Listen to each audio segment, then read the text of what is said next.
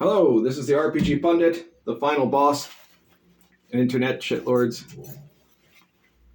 And today, I'm taking a look at... I've just lost the link. Where did that go now? Oh, there we go. Today, I'm taking a look at something very funny that I had sent to me. And, well, you guys know, in old D&D, for a long time, there was Dominion level play in the first edition and to a certain degree in the second edition, and obviously in Basic Expert and stuff like that. That was a big part of the game, right? This kind of Dominion level play, and even second edition also had like Birthright, So I guess they tried to make a whole setting out of that in a way, but Wizards has never cared very much for that, except now I guess they've decided they're planning to try. They're doing currently a D&D playtest, which will presumably be for the new pseudo edition, OneDnD. And in that pseudo edition, they're trying to bring it back, sort of. I mean, hilarity ensues, I think. So this information is all coming out of an article in the Wargamer. And the title says, New D&D Playtest Brings Base Building to 5e. Right, so the first thing you have to know about strongholds is that they're not going to be called strongholds anymore. Because, strong implies something aggressive and patriarchal. So instead, they're going to be called bastions. So these bastions are described in the article as a player character's own headquarters or safe havens in the world that they can gradually upgrade over time. So yeah, this is one of the new features that they want to have in the new DMG, I guess. And characters will be able to set up their base of operations. Now, in those of you who played OSR, which I'm guessing is most of you who are listening to this video, are pretty familiar with how strongholds worked.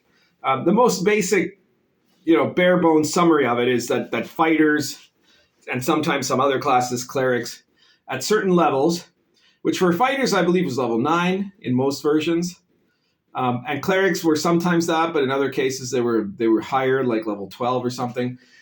They would get to build, these strongholds in like this, or in Rule Cyclopedia, it was a dominion, right? It's somewhere in the Wilderland that they had to clear out, they had to empty out, they had to build the castle, they had to pay for it all.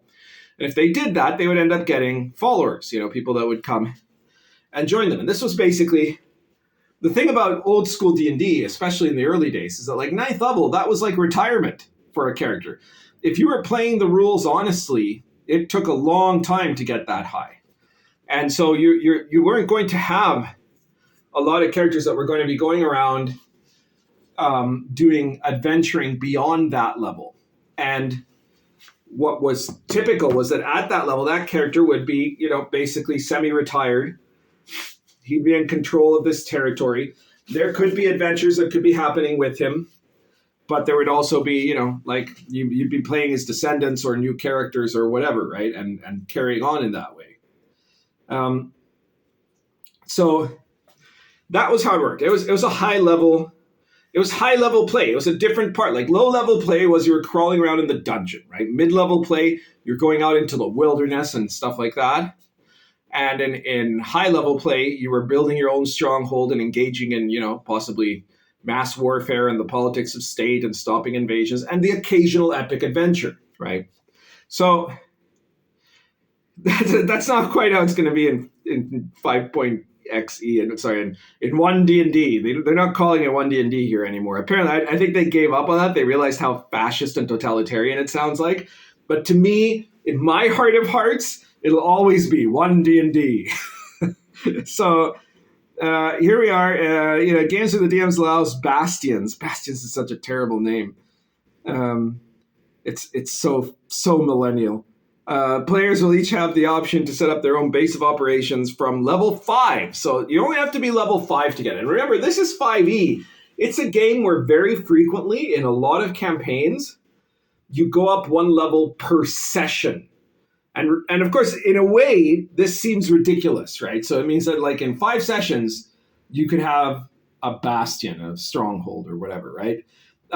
But then again, keep in mind that as I pointed out in earlier videos, studies have shown that the average 5e campaign only lasts 6 sessions. So that's actually retirement age for them. Like as much as everybody says about, the range of level play is higher now. Well, it's not, because nobody gets there, at least not fairly. Maybe a lot of people are just, outright making a 17th level character. But, even if you're giving 1 level per session, which many campaigns do, you're still only going to get to about level 6 if you're running the average length 5e campaign. It's so ridiculous.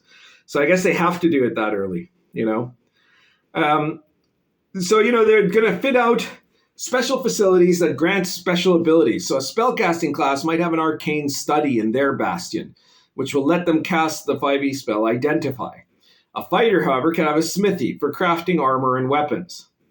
So, like, once again, I'm not too sure how well that's going to work. So, in essence, all of your things, when you build them, will just have special stuff, right? That will give you special powers or special benefits. And I'm guessing, though, as usual in most new D&D, the stuff for mages is going to be stuff that is directly useful, like an extra spell, like Identify here.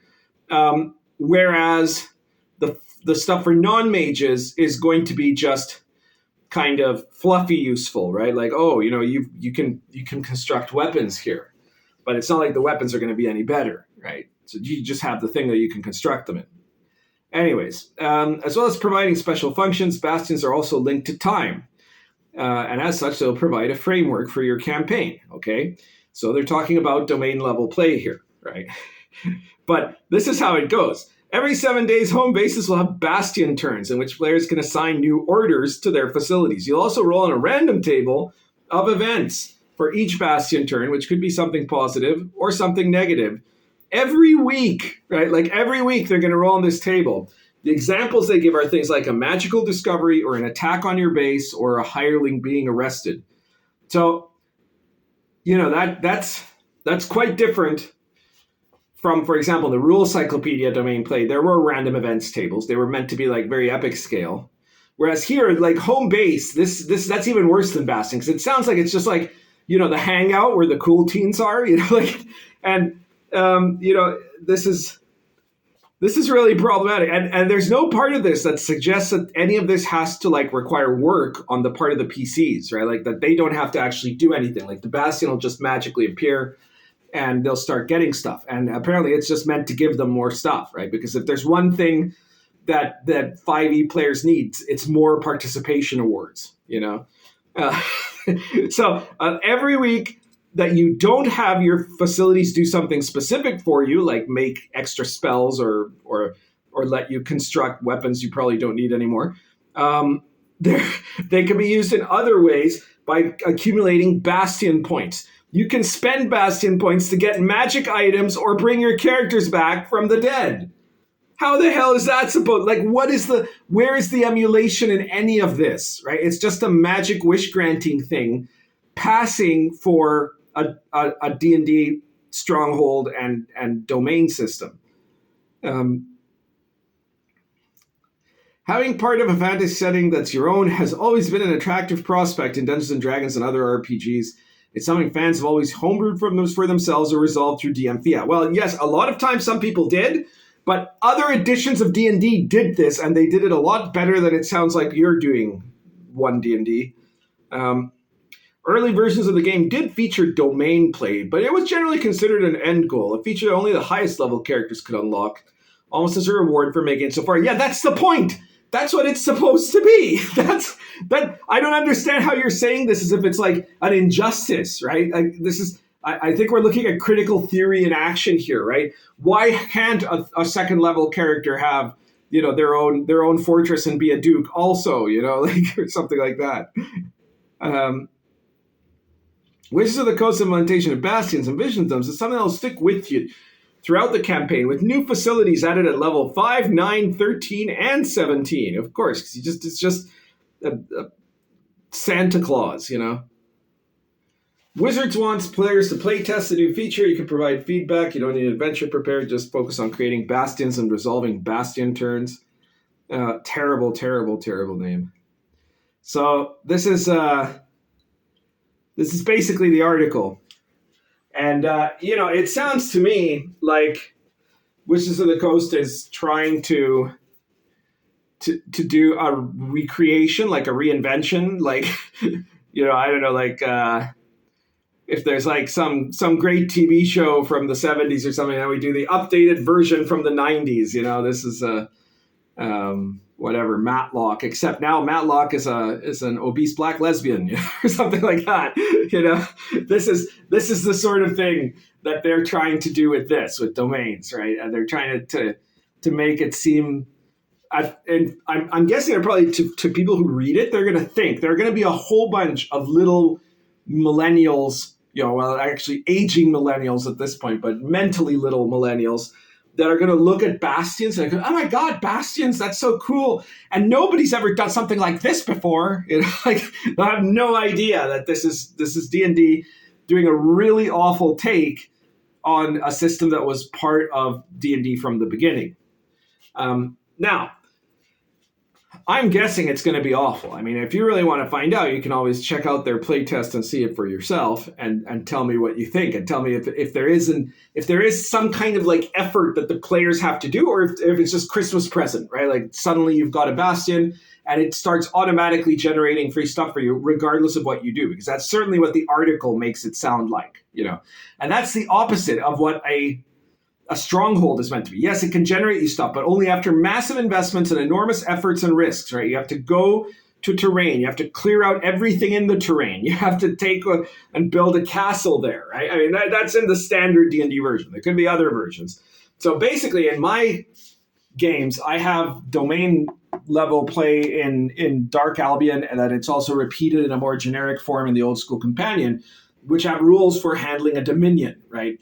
And apart from that, in Arrows of Indra, in Sword and Caravan, and in Lion and Dragon, there is kind of an assumption, like actually in Lion and Dragon it appears in the Old School Companion, but it's still there, that at high level play, characters can set up their own groups. They can make mercenary companies. They can start, gangs. They can start their own church, etc., and generate followers. And so there is, in the current books that I have, those are the versions of mine of Dominion rules, and they require a lot of work, right? They require upkeep. They cause certain sacrifices that limit the freedom of the player character. So he has to decide: does he want a bunch of followers and resources and influence, or does he want to just be free to go adventuring? And those are real choices to make in the game.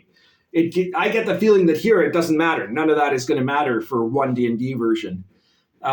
Incidentally, my newest upcoming book that should be, I don't know, the other day on, I think it was on Inappropriate Characters, or maybe it was on the Inappropriate Characters After Party. I forget which of the two.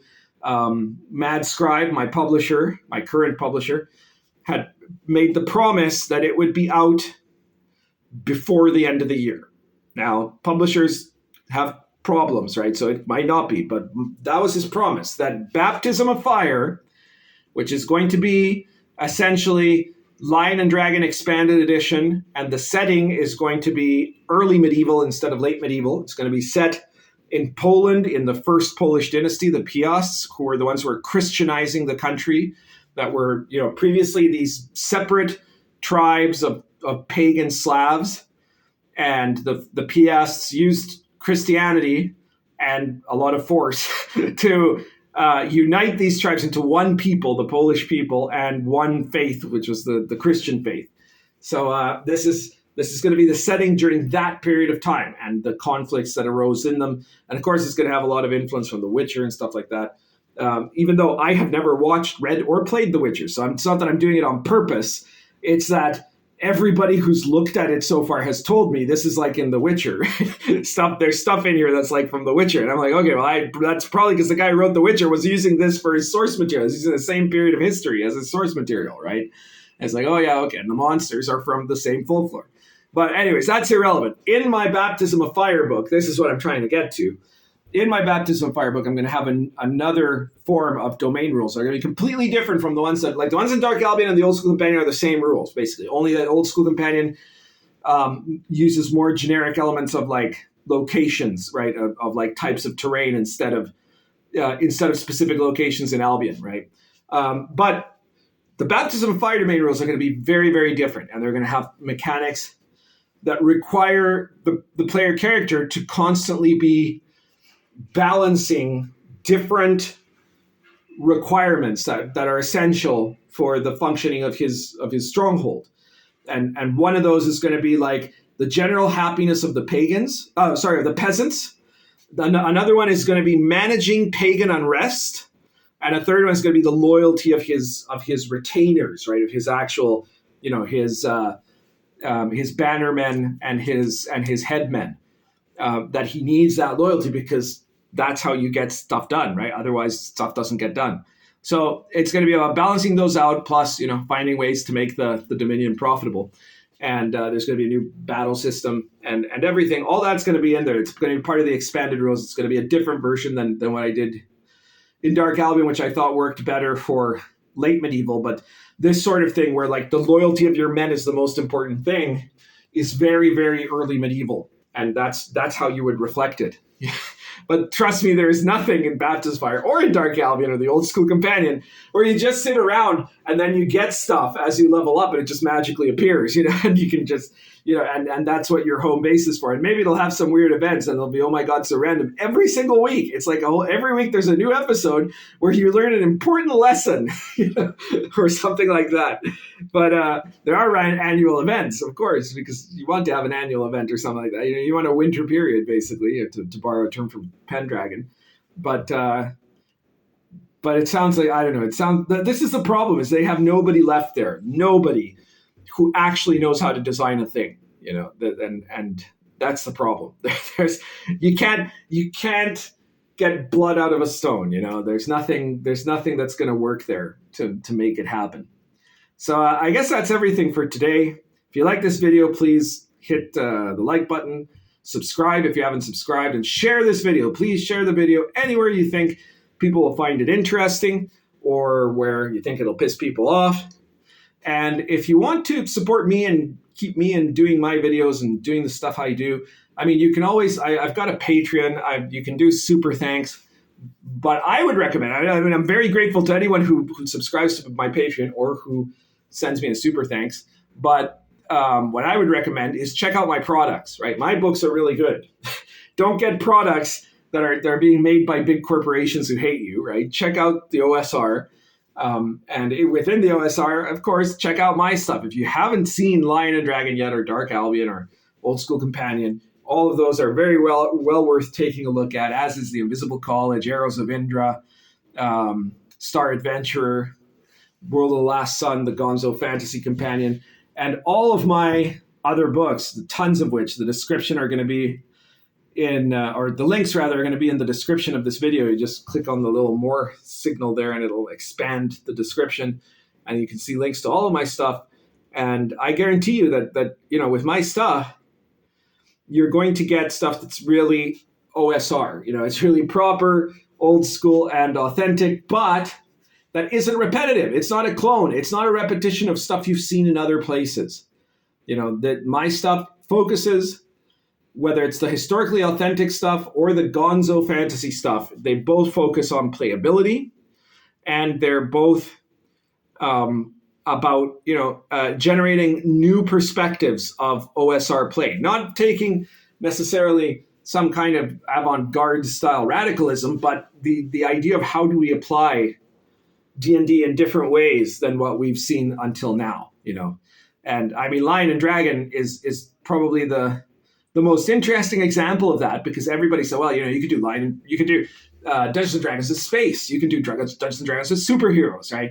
But who would say, well, you can do Dungeons and Dragons as a medieval adventure. Everybody would say, oh, that's already happened. People have already done that, right? It's already a medieval adventure. And I would say, no, it isn't.